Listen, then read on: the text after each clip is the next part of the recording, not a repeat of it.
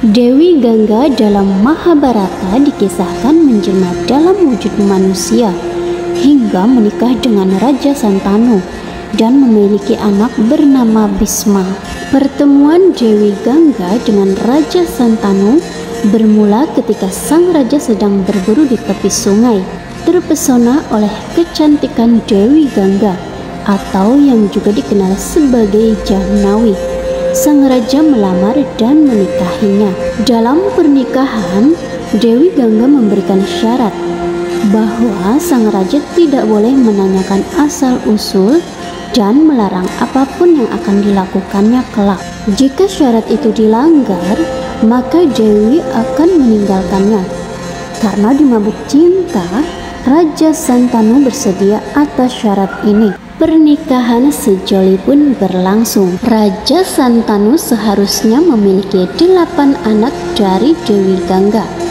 Namun setiap kali melahirkan seorang bayi, Dewi Gangga selalu membunuh sang bayi dan membuangnya ke sungai Gangga. Peristiwa itu terjadi hingga 7 kali kelahiran sang bayi.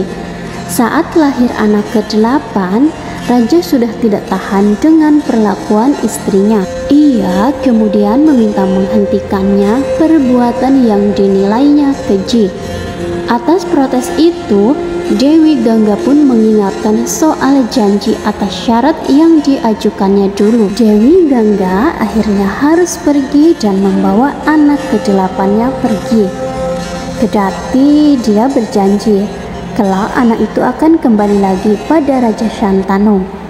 Sebelum pergi meninggalkan sang raja, Dewi Gangga pun mengungkap alasan dibalik harus membunuh ke-7 anaknya dan membuangnya ke sungai Gangga. Dalam Mahabharata dikisahkan Dewi Gangga harus memainkan lakon itu lantaran permintaan 8 wasu atau semacam dewa muda yang terkena kutuk Resi Wasistha, sehingga harus terlahir ke dunia. Kisah ini bermula ketika 8 wasu itu bersama istri-istrinya berjalan-jalan ke suatu pegunungan yang menjadi tempat pertapaan Resi Wasistha. Salah satu dari mereka melihat sapi Resi Wasistha yang bernama Nandini sedang merumput. Keelokan Nandini sangatlah memukau, sehingga para wasu berseru kepada istrinya. Mereka semua terpesona dengan Nandini. Lalu salah satu dari istri wasu meminta suaminya untuk menangkap sapi tersebut. Sang suami pun melarang dan menjelaskan bahwa sapi itu kepunyaannya sang Resi Wasistha. Jika menangkapnya maka akan membuatnya murka. Namun sang istri tak memperdulikan, sampai akhirnya para wasu menangkap Nandini. Setelah selesai pertapa, Resi Wasistha baru menyadari bahwa sapinya telah hilang. Padahal sapi itu sangat penting untuk upacara persembahan hariannya. Ia kemudian melakukan yoga untuk segera mengetahui pelaku yang mencuri sapinya. Mengetahui sapi itu, ia sangat murka dan mengutuk para wasu akan terlahir ke dunia. Menyadari hal itu, para wasu menyesal. Namun itu sudah terlambat karena kutukan sudah terlanjur terucap. Kedati tak bisa mencabut, Resi Wasistha bisa melunakkan kutukannya, dan menurutnya kutukannya itu akan berlaku pada waktunya nanti.